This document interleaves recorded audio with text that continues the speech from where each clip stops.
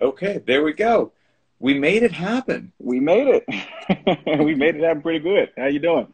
Good, man. I'm gonna kick up my volume a little bit here so I can hear you well. All right. Well, as always, man, I appreciate you finding the time, and uh, I like to catch up with affiliate owners that are part of the Linchpin private track community every now and then. I don't do it as often as I should, and you've been on my list for a bit, and finally we did it. So let's see for everybody watching. So you're Rod Coachman, the owner of CrossFit 1209. Why don't you let people know, what does 1209 mean? Where are you guys located? Okay. So, CrossFit 1209 came with a funny name when it started the pandemic, but we located in Augusta, Georgia. We had a couple of names, but they got denied. And, you know, it's the address of where we at, 1209 Roy Road. Okay. And then also, too, the 12 is the day, and the 09 is the month that me and my wife got married. So we're like, okay, let's just call it 1209. Very cool. You mentioned it briefly, but I think it's worth touching on a bit. How long has your gym been open? When did you open the doors? We officially opened the doors November 1st November 1st of of 2020. 2020. Yes, So sir. you decided to start a business, to open a gym that is largely indicative of in-person communication and whatnot during the middle of a global pandemic. So which is bold. That's a bold move. So what motivated you to do that at that point in time? Because I think a lot of people would have been terrified. Oh, for sure. And I was too. So, I mean, honestly, it really started organically to the point of, because, March 16, 2020, everything shut down. So when everything shut down, I had a client who was already training anyway, like at 8 o'clock. Um, and they told me they had a basement area, and I'm like, okay, cool, we'll just continue to go there. And I was thinking, well, maybe some small way to make the best use of it, and that's why I'm sitting there right now in this basement area. Um, and it was just big enough that we can hold a couple of people. Hmm. So, we invited just two of our friends who worked out with us at 8 o'clock, and it was just us because with the pandemic, everything was shut down. It was like, okay, we're gonna sneak and work out because honestly, that was keeping us sane. Right. Uh, Oh yeah, 100%. so it was like, okay, we got somewhere we can go, and we kept it secret. And then something came to my heart. I was like, okay, I think we can really make something work here. And the Hmm. size was perfect because I knew a lot of people didn't want to be in with a lot of people. So I thought with the smaller space, that'll work well to our advantage. Like we kind of keep between 6 to 8 people per Yep. class max, and which is great. So now you get personal coaching and all that good stuff. Absolutely. And so yeah, that's pretty much where it started. We prayed about it, and me and my wife talked about it. We was in a good financial situation that we could do it, and so it kind of went from there. Just looking at the building, like, okay, we can make this happen, and then I just feel like I can really make an impact doing this, kind of going on my own, and really make it work that way. So that's pretty much how I got started, and then namesakes and all that stuff. You did something that, in my mind anyway, is a little bit more old school, meaning people used to do it more frequently many years ago, which was you started small. Yeah. You get a small space, and then you filled it with members, and then if the need comes one day that you outgrow the space, well, then at that point in time, you'll take on a bigger financial note or whatnot and have to move. But ideally, your client base is growing. It seems like a lot of people these days feel like I got to turn the key on day one on a 5,000, 7,000 square foot mega box. And if I do that, I hope that they will come, which they may, but I think the risk, I think you probably sleep a lot better at night starting small and then kind of let it build. Was that in the back of your mind, or did that space just happen to open up? Well, I knew I always wanted to open a box, and I had that idea anyway. I'm like, if I ever open a box, I will start small, Mm-hmm. and then then on top of that, so yes, then this space just opened up, and it was already some equipment here, so we just start, piece by piece getting equipment, things of that nature, and I just feel like with the small classes and small, like 6-to-1 ratio, you can really dig deep into the coaching, not necessarily what I like to call it babysitting. 15, 20 at a time and things of that nature. So, so We that we was could my selling point. we could go down a rabbit hole with that. I'm 100% in agreement with you. Whatever level coach you are, it's a rare coach that can have a class of 25 people and somehow give everybody in that class individual attention. That class probably needs 2 or 3 trainers, right? I mean, so as far as I'm concerned, if somebody is showing up to your gym for in-person training, the best gift that you can bestow upon them is personal attention. And to do that, you have to have some sort of a manageable class size quite frequently. So I love the way that you started, but even though you started this gym in November of 2020, you've been training others, I should say, for a while before that, right? What's the backstory there? Yeah, so got my level 2s, got my level 2 certification about 2 years ago, and Okay. been training total since 2013. Okay. And that level 2 is no joke, is it? Oh no, that's the hardest test. College, high school, that's the hardest test I've took in my life. Just the in-person, like you have to perform on the spot and somebody else is giving you real-time feedback. The people that show up to the level 2s, my hat's off to them because you can't hide. No hiding. You got to get out there and you will walk away from that weekend better. Like, Yeah. no doubt about it. But you have to lower the ego to even show up in the first place. And so I think the level 2, as far as CrossFit goes, is probably one of the most valuable and one of the most underutilized courses there. So, and any coaches or trainers listening, if you're on the fence, I would give it a wholehearted, like, 2 thumbs up. I think you'd be better for it. Yep. 100%. When you and I chatted last week or a couple weeks ago, whenever it happened to be, one of the favorite things I always like asking affiliate owners is to brag about their members, and that was something you didn't have any trouble doing at all. It sounded like your place is a fun place to be. So I'm going to give you the opportunity just to chat about, if I didn't know what your gym looked like from male to female, young to old, are they all like casual folks? Are they like Crusher Games athletes? Whatever it was, like, what does your community look like if somebody was to show up to CrossFit 1209 for a drop in? Okay. So we train. Our youngest athlete is 13. Our oldest athlete, she's going to turn 73 this year. That's awesome. So you got that range from 13 to 73. I'd probably say we need to have a few people over 60. Most of our people are probably around that 30 range, and we got we got a few young ones in there as far as in their 20s. But I call ourselves United Nations, to be honest with you. I love that. So, you have blacks, you have white, you have, all different ethnicities that come in.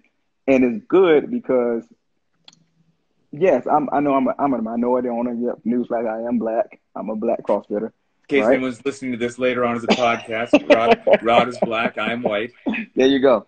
So, and not to have so many black CrossFit affiliate owners, that ain't mean I want my whole box to be black. Mm-hmm. That don't necessarily mean I cater. Yes, I'm not denying that, but it's good to have United Nations to the point of everybody's welcome. So we can have everybody perspective, everybody culture, everybody, some people in the box didn't grow up the way I grew up. Right. And that's okay. And we don't have to think alike. So if somebody walking in, they're going to see all different type of personalities. You may agree with some of them, you may not. And that will make it fun because we can all be respectful of one another and we can learn from one another. So yeah, coming in here, you just know, hey, everybody's welcome. Everybody got one thing in common. We want to work out and get after it. So. And when we talked last week on the phone, you said something that had me absolutely dying laughing. And you said there is one, you talked about the United Nations and everybody getting along regardless of race, color, creed, ethnicity, gender, whatever it happens to be. You said, but there was one thing in your box that hated everybody. What was that? Yeah. That's that assault bike. Like I said, that assault bike is not racist. It hates every soul. It doesn't matter. That's one thing that's T-shirt worthy as far as I'm concerned. The assault bike hates everybody. That assault bike is not racist. It hates everybody. We need to put that on a T-shirt, Pat. We need to do Oh, that. 100%. And again, anybody listening, from anybody can see, watching this sees that you're black and I'm white, and but listening on podcasts, they may not get it. But because of your perspective, you mentioned when we were chatting on the phone that obviously since you're a black guy doing CrossFit, that you would get a lot of questions such as, like, hey, why do you want to do or get involved with CrossFit? That's just something that it seems like anyway from the outside that a bunch of white people do. Mm-hmm. So, why are you getting into that? And, you're better suited to answer that question than I am. So what's typically would be your response?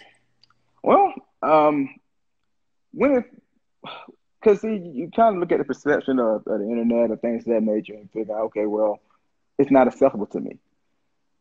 But there's no one kicking you out Mm-hmm. of CrossFit, like being black. I mean, it's for one being educated about what CrossFit really is. So that way, it's not like a whole bunch of people running around like animals, jumping up on monkey bars and stuff. Right. Um, there's a functional fitness component to it that everyone needs, and it's not just good for one race or one deal. So my first thing I try to say, especially like I said, my friends who are black, try it Mm-hmm. and not try it one day. I mean, you don't go to school and get a degree in 1 week. Mm-hmm. Give it a fair shake, and there's gonna be some things you don't like. There'll be some things you do like, but that's with anything in life. So just give it a shot. Don't believe. Don't go on the internet and believe what you see, or if you happen to go across TV and you see the CrossFit Games and say, "See, there's a whole bunch of white people doing that." What Mm-hmm. I mean, but you got the same opportunity. You can go through the open just like everybody else and make the games. Yep. So 100%. so yeah, so that's the same deal with that was just like it's just not geared to one race. Yeah. You welcome. We just gotta step through the door and give it a shot. And it's also probably the educational component, right? Is it doesn't matter what color your skin is. If you want to get fit, large loads, long distances, and quickly, functional movements, intensity, variance, I mean, those things deliver the goods regardless of who the person is. And so, Yep. letting people know, kind of the why behind what you're doing, come on in the door. Doesn't matter who you are, come on in the door. This is what you need. And we're Yep. gonna deliver it to you. Being down there in the South, I'm up in Washington State right now, and I lived in Virginia for about 11 years, spent some Mm. time in North Carolina and all that. So, somewhat down the South there. I miss a lot of the food. I'll tell you that 100%. I don't know if it was good for my waistline, but I 100% miss the food. And, you kind of mentioned that just that Southern cuisine is a large part of the culture and something that obviously, there's a huge social component to food and camaraderie and hanging out with your friends. And that's something that you have to deal with on a regular basis. So, what have been some of the struggles you've faced as an affiliate owner down there in the South, be it from educating people on what fitness is, or even something tougher, trying to change their eating habits? Oh man, okay, that's a battle in itself. I mean, I just kind of wish everybody could read the CrossFit Journal and just talk about the development of an athlete. That was one of my favorite, like the pyramid Mm-hmm. of CrossFit, starting with the baseline nutrition and just going based on meat, vegetables, nuts, seeds, some fruits, little starch, no sugars. Let's start there, and then we can play around and see how much can you eat and how little can you eat. I think some of the issues, especially in the South, is the education. A lot of people, even who walk through our doors, swear they not. Oh, I'm eating healthy. I said, okay, great. So what you eating on a typical day? Well, Mm-hmm. I went to Subway, had some sandwiches, had this, and had and then when you hear what they're saying, it's like you truly think you're eating healthy, but you're really not. Right. So it's more first educating people like, okay, look, this everything in moderation, but this is what you probably need to stick by. This is what you need, live by. And then from that point, okay, where can I find this type of foods? Because I know in the South, and especially if you have people who don't CrossFit, and like I said, you love that the Southern cooking, man. I do too. My wife can throw down, right? But but we got to realize too, like just because it's good for us, it's not good for our waistline. Sure.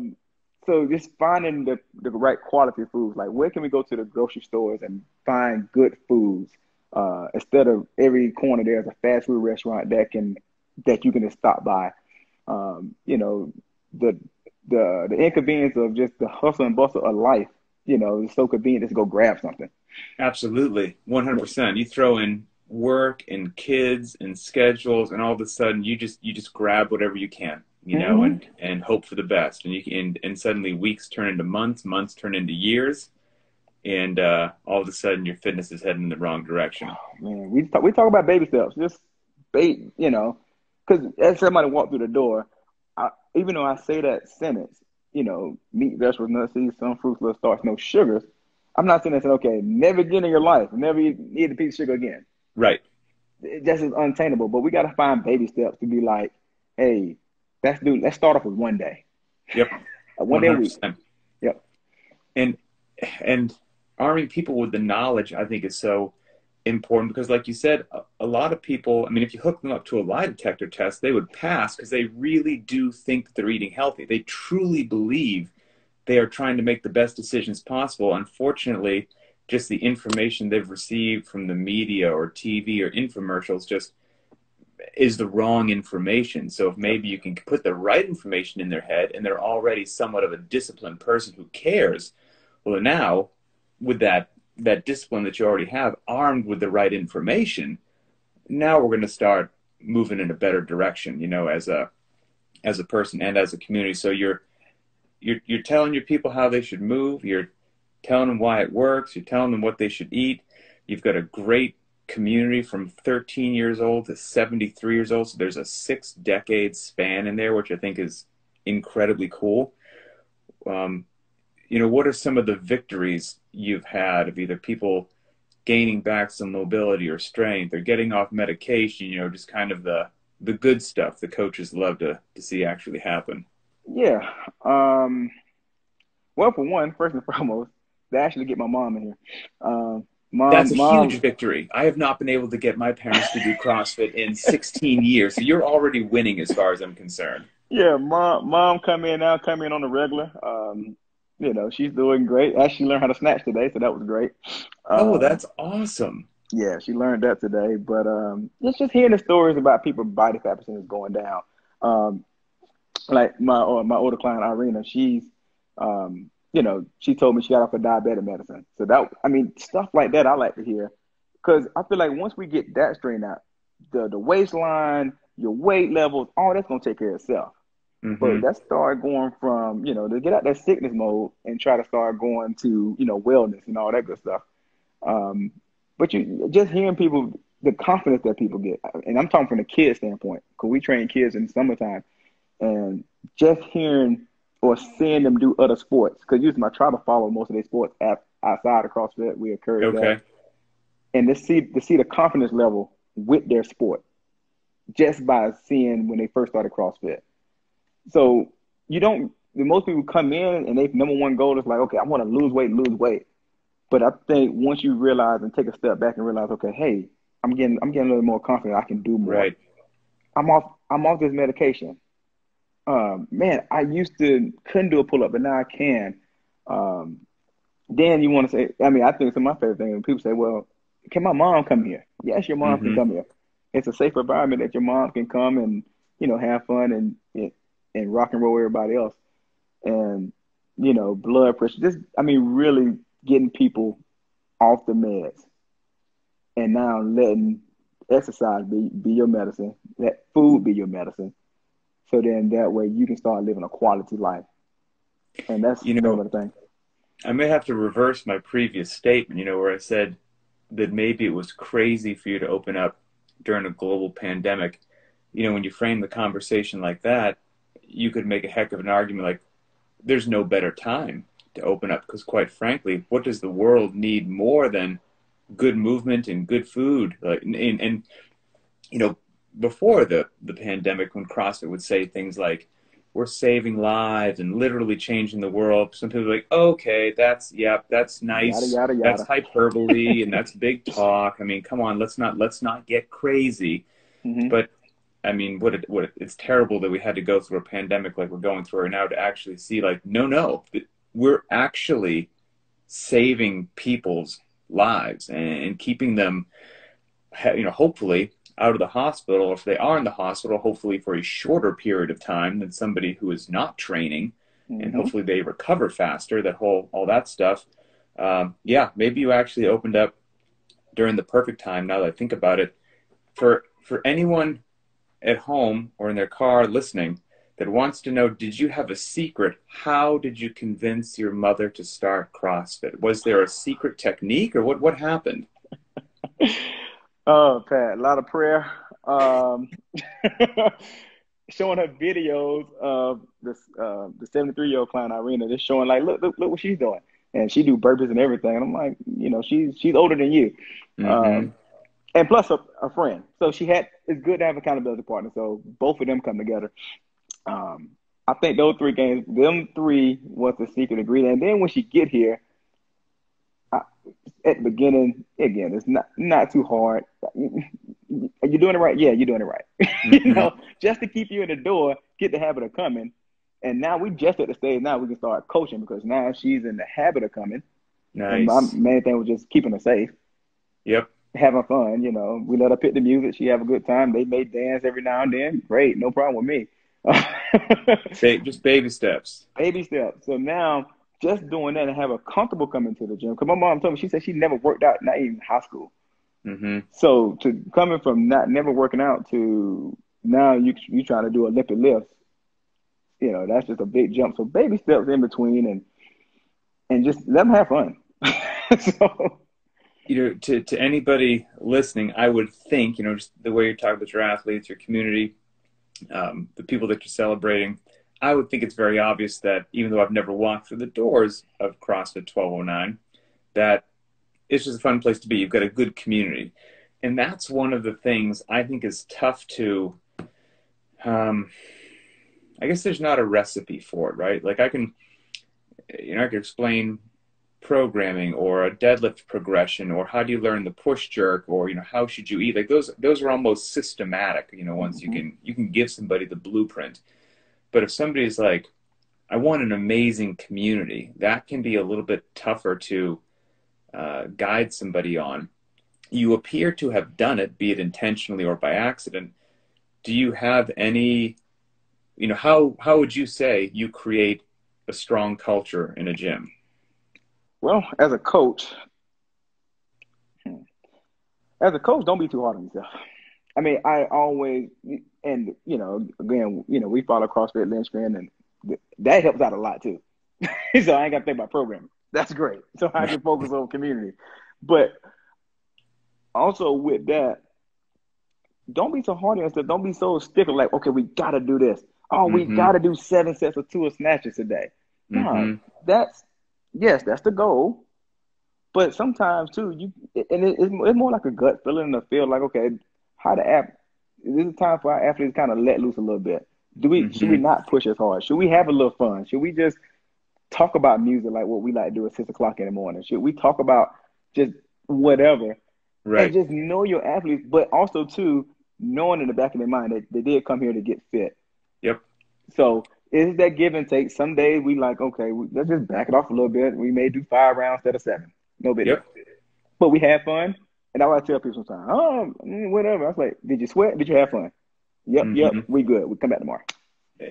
Quite frankly, yeah. I mean, if people, in my opinion anyway, if people aren't having fun, it's a unique individual that will show up to something, regardless of how effective it is, if they just hate it every day. Exactly. I mean, that's a rare person. I mean, so you've got to have that component where your people can tell that you care and they're Mm-hmm. having fun and you're as invested in them as they are in the training, and you can't fake that, and if you do, if you do actually care, then and you have fun, like, yeah, you're probably gonna have a blast. You're gonna be a great place to be, and they're gonna tell other people, do a little Yep. marketing for you, like, hey, you should come over to 1209. Like, Yep.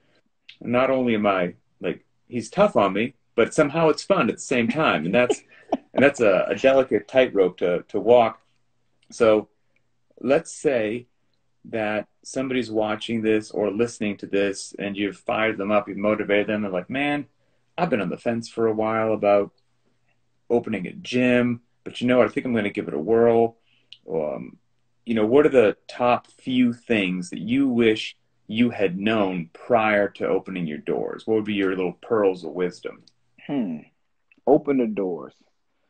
Um, I was honestly, I would sit there and say, don't worry about. I think you mentioned earlier, some people want to go turnkey and have this 5,000 square foot. I mean, Mm-hmm. if you got a nice garage, let's Mm-hmm. start there. Um, Master the basics. Amen. Oh my goodness. I mean, and only reason I'm saying that because sometimes you can look at the shiny object and be like, man, that look nice, Yep. but every time when I look back and I know I'm gonna go too far, just go back to the basics. Just if you can teach how to squat, Mm-hmm. deadlift, pick stuff off the ground, put stuff over your head, and just master that. Um, I think you'd be fine because I believe with some people when they talk about open up the doors, and most people want to open the doors, be very good athletes. So they Mm-hmm. had that expectation of the athletes walking through the door need to be just like them. Right. Right. And really, you just start where you are and master the basics, have fun. Yes, you learn a little bit about the business because there's a business side to it. Do not just come Sure. in too much fun and no money is not fun. Correct. So yeah, you have to get the business stuff lined up and find someone that you can bounce ideas off of. Don't be the only one that can make all the decisions. I mean, yes, I run things with my wife. I run things by a few trusted people here that I do Mm-hmm. value their opinion and take it in consideration. Um, but I would sit there and say, especially owning and coaching, master the basics. I that gets the biggest support from me. 100%. That's right. So let's say that somebody's traveling, they're in your neck of the woods. So give everybody your contact information. Let them know how they could find you. Gyms. You said name, the town, website, Instagram. How can people find out more about what you do? Yeah. So in town in Augusta, Georgia, City of the Masters, um, James Brown, city where James Brown was born and did all the good stuff here. Um, we're definitely CrossFit 1209. So CrossFit underscore 1209 on Instagram. You can also do the same thing on Facebook, CrossFit 1209. The website, CrossFit1209.com. There you go. Um, and yeah, but if you're in town, we right now we run a 1 week free trial for everyone, and just come check it out. Come check out the culture. Come check out. Okay, it's the environment right. Mm-hmm. We can get the movements later, but it's the environment like I can want to be here and things of that nature. And yeah, and if anything else, you can always like I say Instagram Rod underscore Coachman. I reach out to them on that. And it's just if you're in town, just come check us out. Look us up.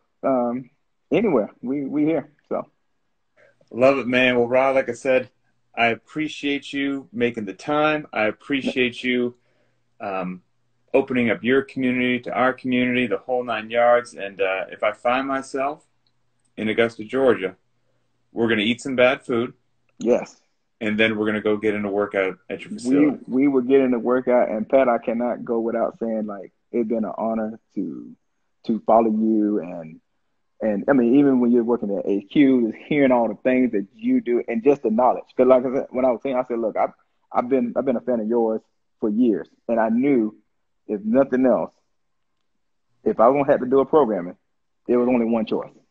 And I appreciate that, I man. knew I was following your program because I had the same mindset. And honestly, even you not physically here, your presence is here.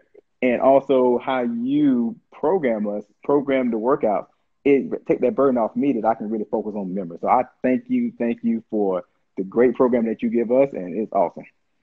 Well, again, I appreciate the kind words. We'll keep doing what we do. You keep doing what you do. Yep, And yeah, man, have yourself a wonderful day and high five your clients for me.